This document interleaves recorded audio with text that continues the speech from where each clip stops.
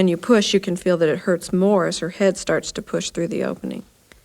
And that goes and comes. It was like a bowling ball was forcing my pelvis apart, because at that point she wasn't going back up in between every push. She was just sitting right there at the opening. At birth, that head size problem is the main problem. The shoulders, the body, the hips, all that fits through the birth canal quite well. It's the head that's a tight fit because the brain is growing so rapidly. Then the rest of it just pops out. It's like squeezing toothpaste out of a tube. I could feel that. You could? Yeah, that was neat. It shot out. It's like, bloop. From the moment of conception, an astounding display of timing takes place inside the mother's womb.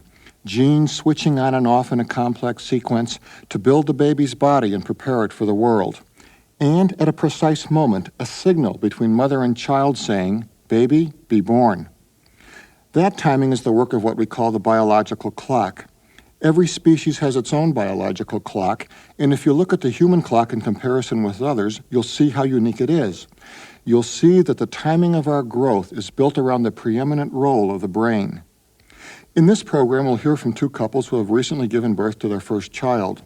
We'll see how their stories are part of a larger story about the life of the brain. The biography of the brain comes in 4 chapters. Chapter 1 is called Getting Out.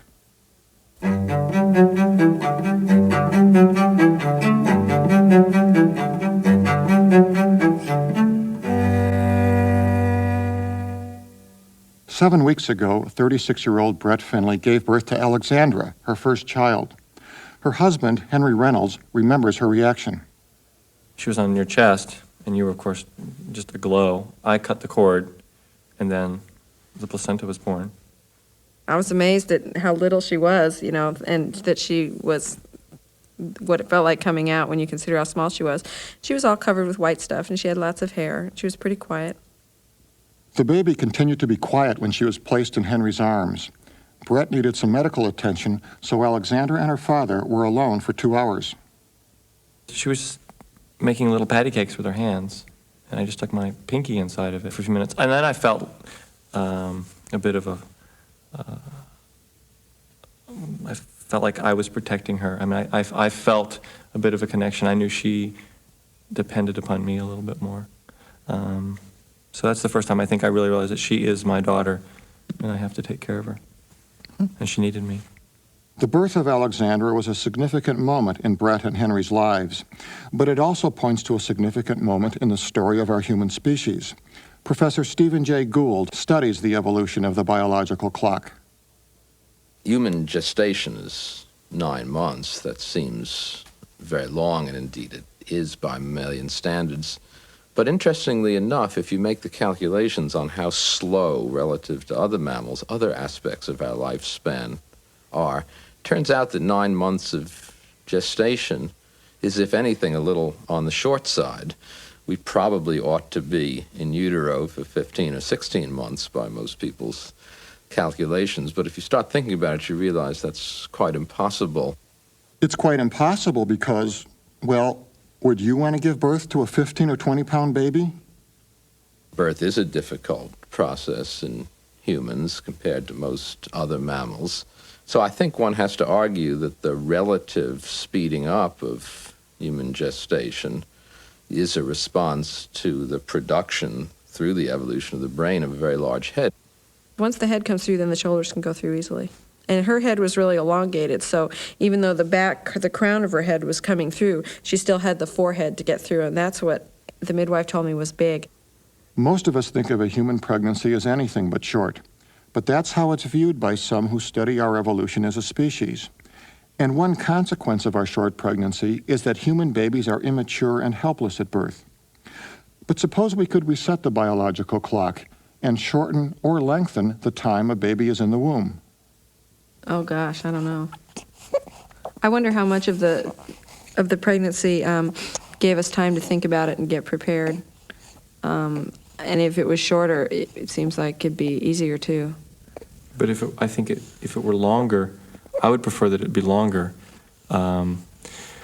because It's easier for you. then the baby would be like more other mammals, in that she would come out a lot more developed.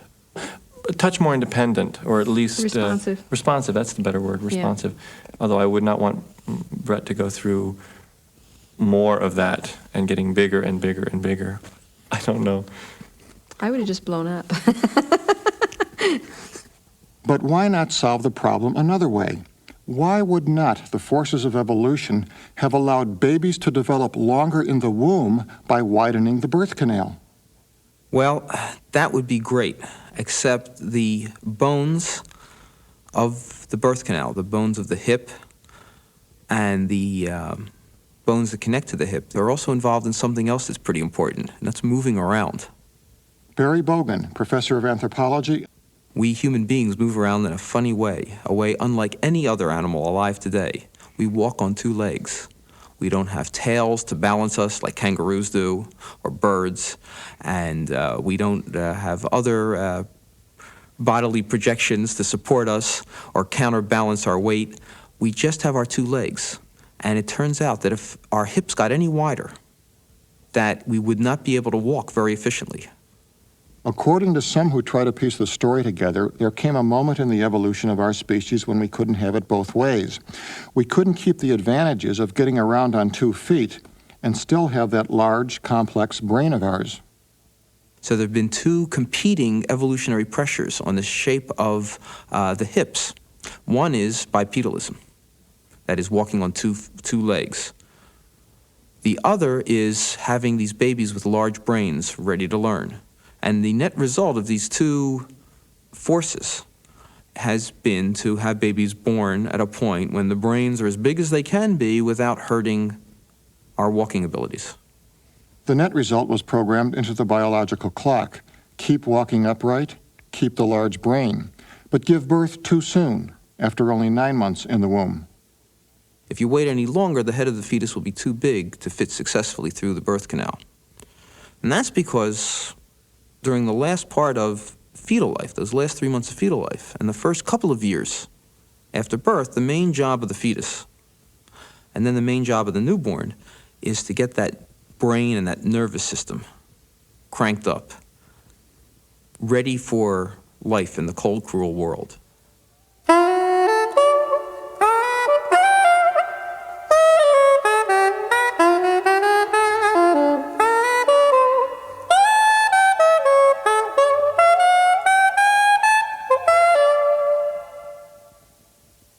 Chapter 2, Fat, Milk, and the Brain. It's a really intimate experience for both the mother and the baby, to be able to go, I'm feeding you. Not the formula, not the bottle, I am. 2 months ago, Charles and Shelley McKean, a 21-year-old couple, also became parents. Their daughter Nicole weighed 6.5 pounds at birth. But in the weeks that followed her arrival, she failed to gain weight. The doctor suggested different feeding routines, but as each suggestion failed, Shelley's frustration turned to concern. I don't know if you call it instinct, parental instinct or what, but something told me something is wrong. This isn't normal. And everybody kept on saying, oh, baby, spit up, don't worry about it. And just something kept on nagging at me at the back of my head, something's wrong. And something was wrong. Shelley and Charles found out when they took the baby for a weekly checkup. What happened is the doctor was monitoring her weight all the time. And there was about 2 weeks ago on a Tuesday, they took her in and they measured her weight, and it was 1 ounce less than it was the week before. And they said, oh, I'm sorry, and we're going to have to put her in the hospital. The doctors did their best to assure Charles and Shelley that they hadn't failed as parents. And they said, don't worry, you guys have done the best you could. And, you guys haven't done anything wrong. There's something wrong with her. So they kept doing tests on her, and they did an X-ray, an ultrasound. And they determined that there was a pyloric stenosis, which is the enlarging of the muscle in the bottom of the stomach. The enlarged stomach muscle prevented Nicole from digesting her food. The problem was corrected with surgery, and Shelley and Charles feel they've survived their first crisis as parents. She gained 11 ounces in 2 weeks after the surgery. So, and when she came in having this, and I believe Thursday they weighed her when they admitted her, and she weighed 7'9". And I think Friday she weighed 7.7, and now she weighs 8.4. An increase of less than a pound, just a few ounces of baby fat, was enough to tell Nicole's parents that everything was all right. But fat is more than a sign of one baby's recovery. It's a distinctive mark of healthy human infants. Jane Lancaster, professor of anthropology. Human infants are remarkably fat. If you compare them to non-human primates who are very skinny, we have very fat babies even when they're first born. I think the reason why human infants have fat has to do with the fact that they have to grow essentially 3/4 of their brain after they're born. Human infants store fat as an energy resource for their developing brain. In the precarious world in which we evolved as a species, a world of constant walking, constant hunting and gathering, food often became scarce. Fat was an efficient way of storing resources, a reserve the body could turn to, something like a backpack. Human babies store fat as insurance for their brain, but even before they're born, their mothers are storing fat for them. It's more insurance. The fat underwrites a healthy supply of milk. She thought she was so fat, she hated to look in the mirror, but everyone told her that you look fine. I mean, she did. She had to be the best 9 months pregnant mother there was. And the doctor was saying, yes, you've gained, I think she gained 20 pounds, 15, 20 pounds. And I said, you're right on track. Professor Lancaster. If you look at pregnancy itself, the storage of maternal fat, which is used up later in lactation, is so important that if a mother hasn't stored enough fat by the last third of her pregnancy, she will continue to store fat even if her baby turns out to be very lean and low birth weight. The program for maternal fat storage supersedes the program for growth of the youngster. Mothers are programmed to store fat so they'll have enough milk for their babies, and the milk they'll produce is especially suited to the needs of a human infant. Milk is not just milk. It's the milk of a cow, or the milk of a human, the milk of a monkey. Each species has a special profile of the constituents of their milks, and that profile matches the developmental needs and the maternal care patterns of that species. Cow's milk has twice as much protein as human milk. Rabbit's milk has 6 or 7 times as much. These milks are designed to grow muscle mass. But human milk is different. It's high in sugar, which provides energy for the baby's greedy, rapidly developing brain. Human milk is designed to grow a large brain and not particularly designed to grow a lot of body. That is, if you look at the human infant, they're only supposed to maybe double or at most triple birth weight during the first whole year of life. That's very, very slow growth of muscle and bone. But their brains grow very rapidly, and our milk is essentially designed for brain growth and not for body growth. Once it has cleared the birth canal, the brain of the human infant is ready to take off. The composition of human milk and the propensity of mother and child to store fat tells us that the brain is the first order of biological business. But as we shall see, our most important organ grows in a most intriguing way.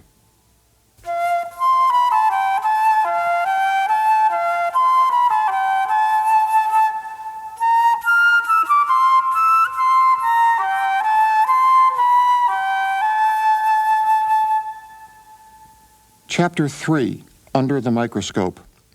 This brain of ours, which is born so early in its development and which is nourished by a mother's milk, is a peculiar organ. If you watch it grow from the inside at tremendous magnification, you'll see death, migration, and survival, a drama that's concentrated in the part of the brain known as the cortex. The brain's nerve cells are called neurons. Like billions of tiny seedlings, some will grow and get bigger. Others will lose out in competition and die. Professor Jill Becker is a neuropsychologist. Cell death is based on the observation that in experimental animals, you start out with, and estimates vary from 20% to 40% more neurons than you end up with. So the hypothesis has been that there's some process, developmental process, that leads to the elimination of some neurons. Cell death may seem like a strange way to go about growing a brain, but it's not unusual. It also happens in insects. This is work by James Truman, by the way, and what he's done is look at neurons in the moth that are present in the caterpillar that then undergo a specific change when the caterpillar metamorphosizes to a moth. And the presence of a hormone during the caterpillar stage prevents the cells from dying. But when that hormone is withdrawn, the cells undergo a degradation, and it's as though they were told to die by some kind of program. In parts of the human brain, it's a long migration that determines which cells will survive. Many neurons must go on a journey to find other nerve cells of their type. Some travel far distances through masses of foreign cells to reach their destination. Once a neuron arrives, it hooks up with other neurons, forming connections called synapses. The synapse is where two neurons communicate, and it's a chemical message system, so that one neuron has a synaptic bouton or synaptic ending, and it releases a chemical from that ending, and the next neuron has receptors that can tell that the chemical has been released, and they then transmit that information to the next neuron.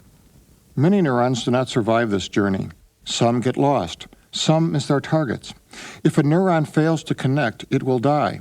But if it forms synapses, it's likely to survive for life. When a child reaches the age of Alexander and Nicole, there has already been a massive migration and die-off of nerve cells in her brain. The surviving cells, billions and billions of them, are furiously hooking up with each other. At the same time, they're being coated with insulation, which helps speed messages along. As synapses are made and as neurons are insulated, children are able to do more and more. Very early on, particularly when she was in the hospital, she would perk up to my voice and her head would move a little bit, as best she could, to find my voice. One day I was changing her diaper, and she just looked at me and went and smiled, a real smile. Her eyes lit up, and I ran and called my mom on the phone and said, "Oh my gosh, you won't believe she smiled." So I picked her up and put her on the changing table, and as I started to change her, she just gave me this huge grin. So that made me feel really good. That's the first time she's done that in the morning. She's already lifted up her head.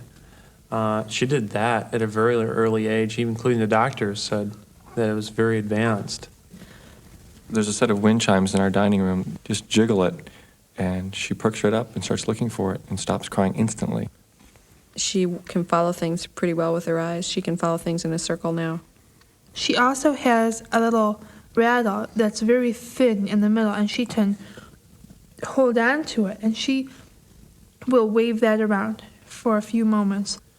Anytime someone comes up to her crib or near She her, really looks at you. she turns her head, looks, and seems to recognize you. Yeah, in the past couple of days, she's starting to recognize me more. She's starting to recognize her name. I mean, when you call her, Nicole, she seems to pause for a second, kind of look around, see if it's interesting, and then go about her business. She doesn't speak English yet. Henry's used to dealing with people who he can reason with. She's starting to make more, not really crying noises, but cooing almost. She's starting to coo. She's literally just starting to turn into a person in about a past week. So we're just starting to know her other than somebody that just eats, cries all the time, and poops. The keen interest of these parents, and most parents, may well be shaping their babies' brains. Laboratory research with animals tells us that fewer nerve cells die and more branches appear on cells that do survive if an animal is kept in a stimulating environment. The normal stimulation of human parents is probably helping their babies' brains to grow. Because we're not trying to push her, but we're trying to stimulate her as much as she likes, because she gets bored. Mm-hmm. It's funny because she'll cry, and you go in there and you dangle something in front of her face, and she's happy. Happy may mean more connections between neurons. During the first 2 years of life, the human brain is on fire with energy, creating a tremendous number of connections. And yet, as with neurons, so with synaptic connections. many will disappear. As the brain grows, it prunes itself to become more efficient. A human adult may end up with half the synapses of a 2-year-old. But why so many neurons? And why the excess of synaptic connections in the first 2 years of life? One answer: more insurance. Professor Becker. Having redundancy gives you flexibility so that if there is some kind of accidental trauma to the brain during development and some of your neurons die, then you have extra neurons to take over that capacity. So the brain develops not only by adding, but by subtracting. Over time, its connections are cut back to make communication between neurons more precise.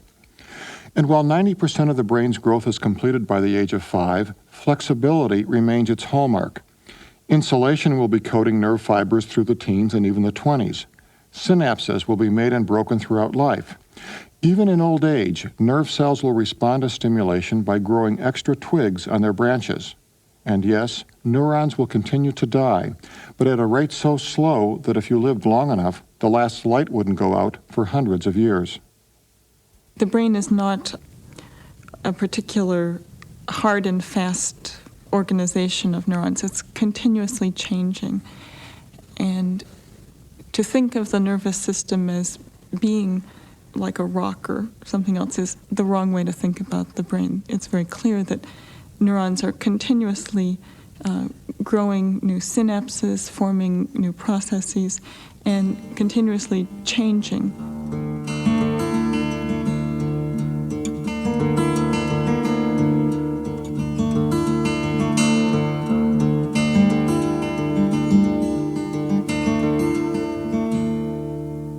Well, the most notable thing about human development is it's so slow. Most other animals are dead before we have even reached the age of adolescence. Chapter 4, the biological clock and the brain. Our lifespan is long, the course of our development is slow. That, to me, is what's unique and interesting about human lifespan. Professors Barry Bogan and Stephen J. Gould see the biography of the brain as part of a larger story of human development. Governing every aspect of our physical growth is the biological clock. And one of the peculiarities of this clock is that we're born so early in the game. Another is that we grow so slowly.